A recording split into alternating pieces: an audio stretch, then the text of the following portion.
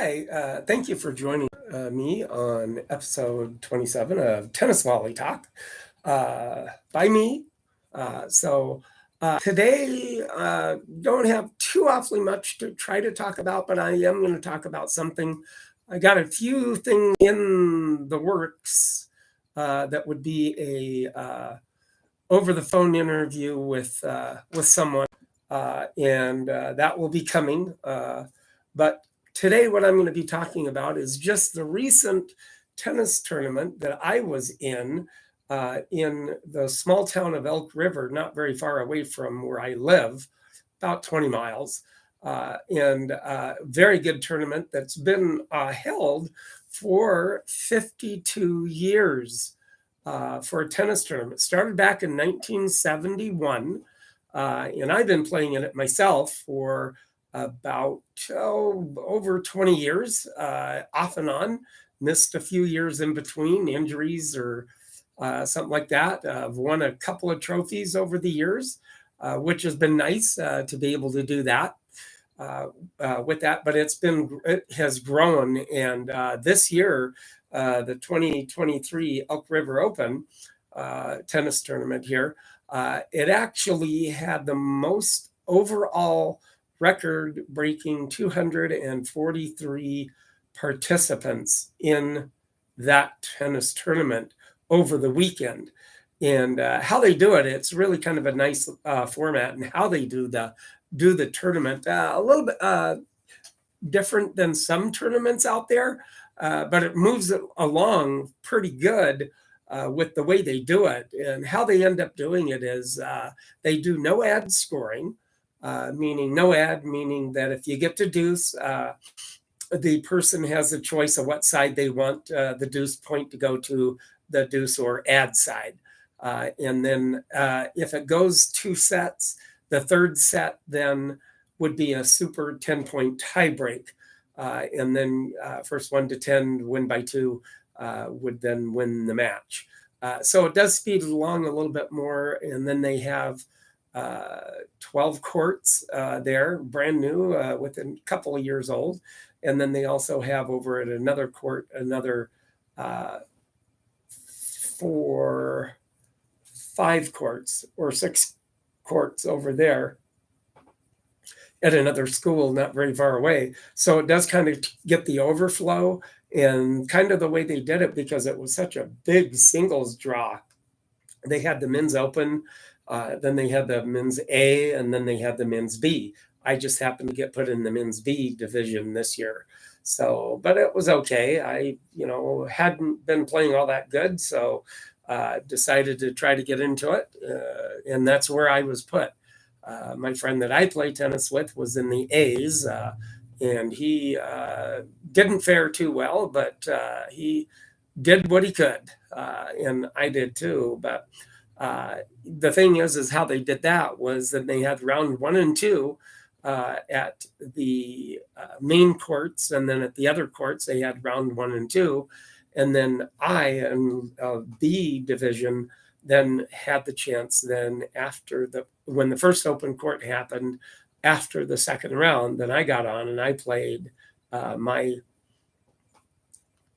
match then, and a very good match. I won 7-5, 6-3, and it was really interesting, fun match to play all the way around with me, because of the fact that I serve had not been working very well, and but all of a sudden my serve started working really good. My return was okay, but then I was playing really good and returning. He was a very good player, got everything back, but I just so happened to just get a little bit more things back a little bit better on that particular day. And then also serving ended up waking up for me better. And then I was hitting some good shots that I needed to hit in order to win the match.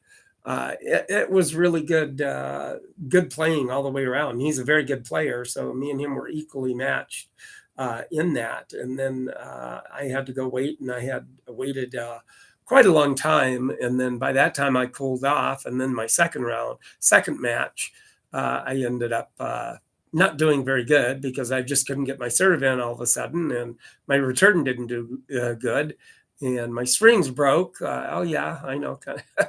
So a lot of excuses, but that happens. And I almost could have brought it back if I would have hit one shot a little different instead of hitting the little drop shot that I thought I had right away to win the point, hit the tape of the net, and I just didn't get it over. So that's why I ended up losing in that round of singles. So I was out of the tournament at that particular time, but it was pretty late in the afternoon. Friday night, however, they do have mixed doubles for that too, which is always a good tennis watching too, with the mixed doubles and so many open. And the way they did it this year was the first 4 courts were the open, and then the next 4 courts were the A division, and then the B division in the last 4 courts, which ended up really kind of nice because they divided it up that way, and it was really good to be able to see that. It rained on Friday, so instead of staying until about 10 o'clock at night, which it probably would have been finished by then, I decided to go home and have something to eat, which was okay. And then Saturday, I got up. Play starts at 8 o'clock. And so I ended up getting there a little early and warmed up and started hitting with somebody. And then until play started. And then that's whenever they started doing the rounds, and then the first and second round, and then the B division. And so I just wish I could have played a little bit better because in the second match, but myself, I just didn't.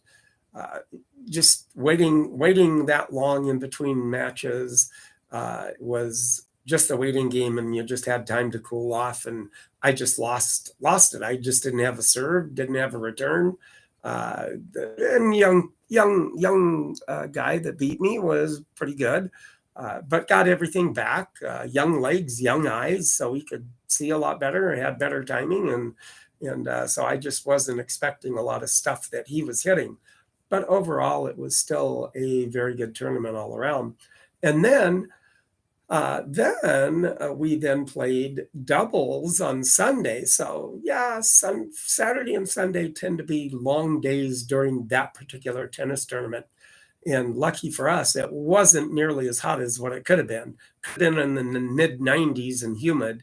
That would have been brutal. But it was in around 82, 3 or 4, somewhere in that area. A little bit less humidity, but yet still, it was pretty warm playing. But me and my doubles partner, Bruce Swanson, which has been an in-house guest here that you've talked, or that you were able to see on my YouTube Tennis Volley Talk. Now, if you want to subscribe and like and make a comment, let me know about what you'd like for me to comment on, or what you'd like me to cover.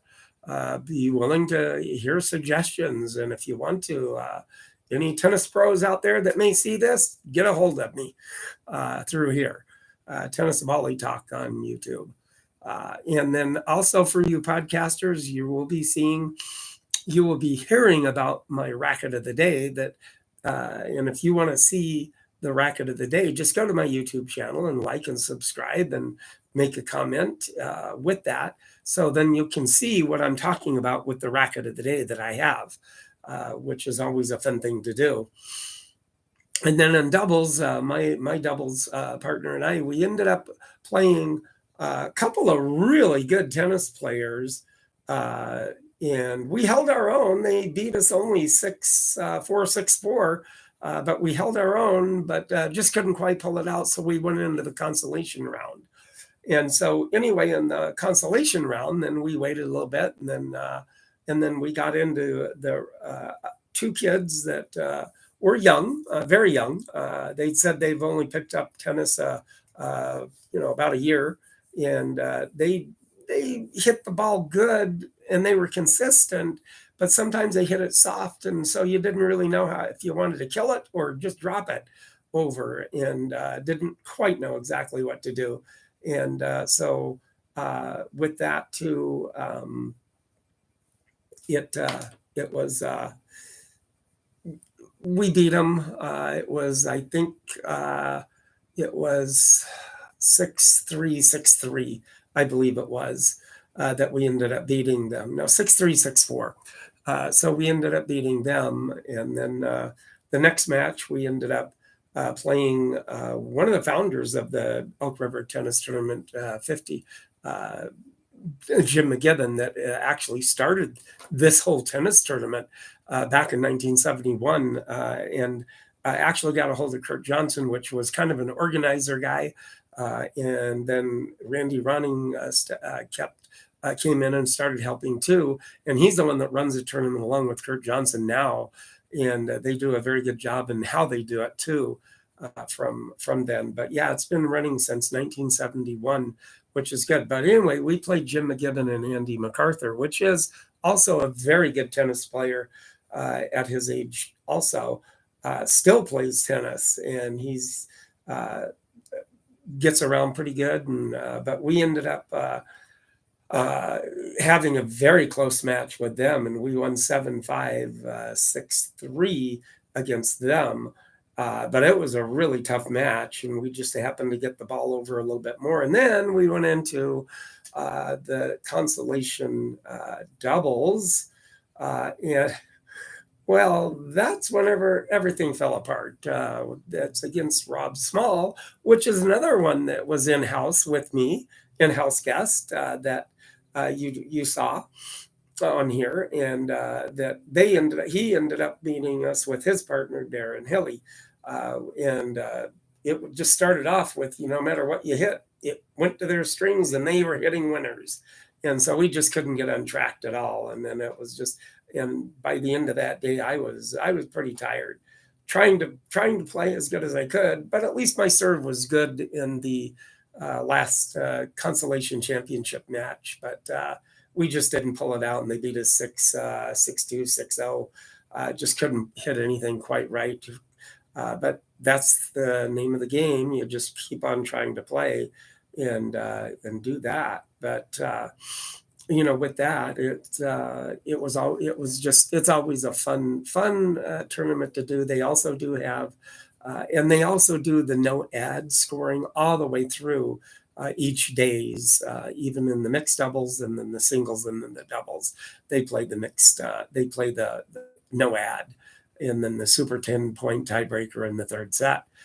Still kind of makes it run a little bit quicker, because if you had regular scoring, then it'd be a never-ending last game to try to end the set or whatever it is.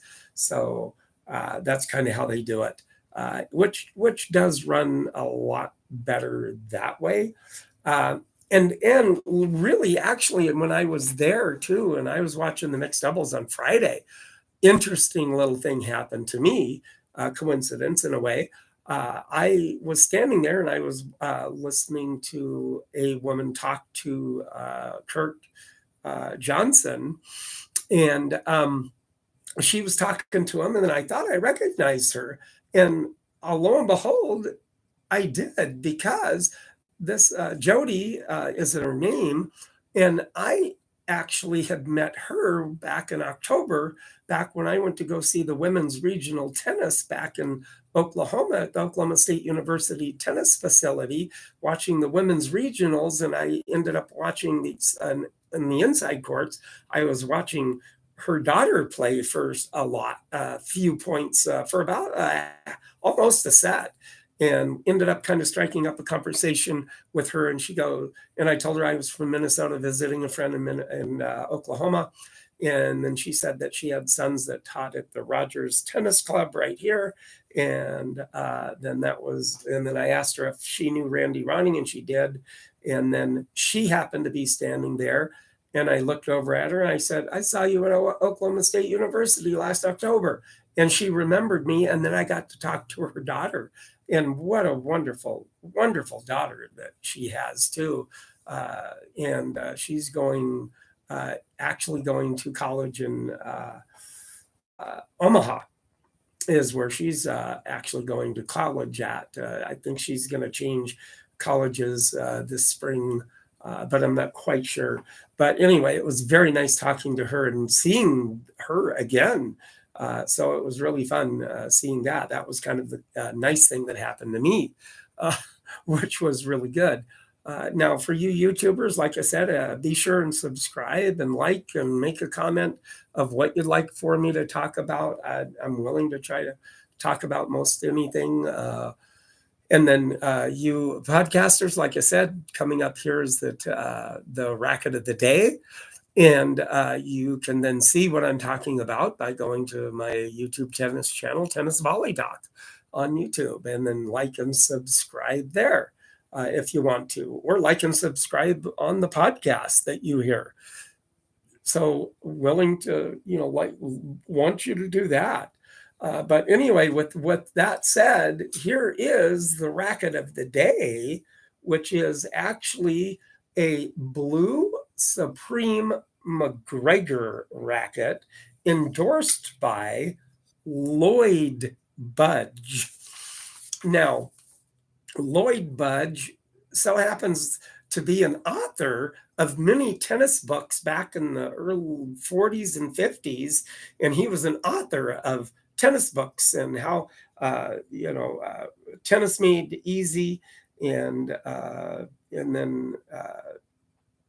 then let's see, the author of books like Tennis Made Easy, yes. And then with that, that's what he did. He did several tennis books, and about grass courts and all of that. And this McGregor was founded back in 1897, but in 1886, it was by Crawford McGregor and Canby Company came into existence. And when it was first founded in 1880, or came aboard in 1886 under Crawford McGregor, somewhere along the way, McGregor Sporting Goods was actually a golf manufacturer and made golf clubs.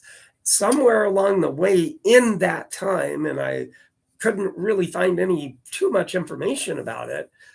This racket here is probably around about the late 30s into the 60s, 50s, 60s racket, because of the very fact that it has the rough and smooth edges to gather. And this is really actually kind of a string that would be better to not make the strings move, kind of like a racket dampener, but also it was made for the rough or smooth side to spin and see who's going to win the racket spin, rough or smooth.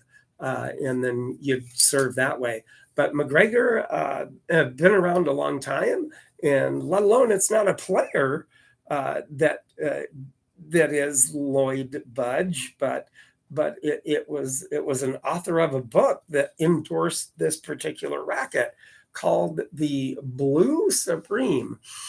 And McGregor had probably the Blue Supreme and very much different names for the grade of racket that you would get. Like the Blue Supreme could be a little lower made racket, and then you went up a racket to to another different racket that had a different name, and it was a little bit better made and stuff like that. So with that, it very nice racket too, and the way it's made, and it has a nice grip on it too. Leather grip, that's about my size. I like that. And but it is a very, very nice looking racket too, the way it is made and how it looks that way, with the racket. So yeah, for you podcasters, be sure and go to Tennis Volley Talk on YouTube and subscribe and like. That way you get to see the racket that I'm talking about.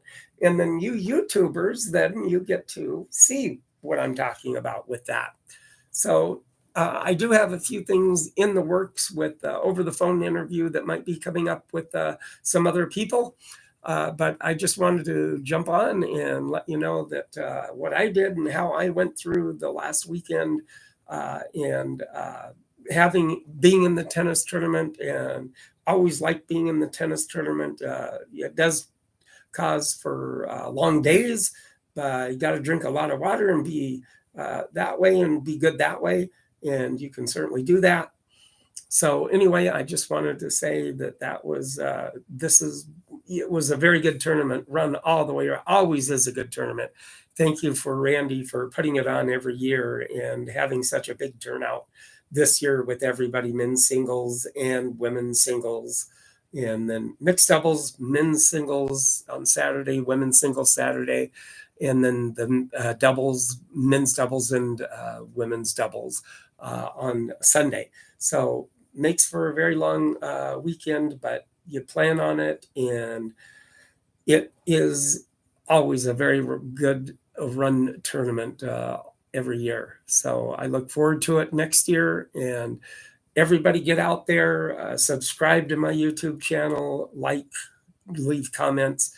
You podcasters, like I said, if you want to see what I'm talking about with the racket of the day, go to my YouTube channel, Tennis Volley Talk, and you can see the racket that I was talking about.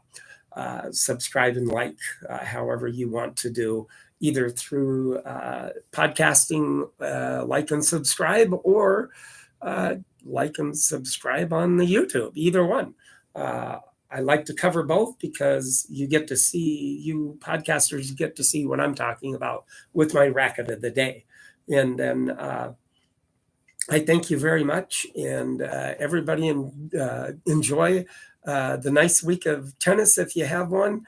And thank you very much, and have a great week, everybody.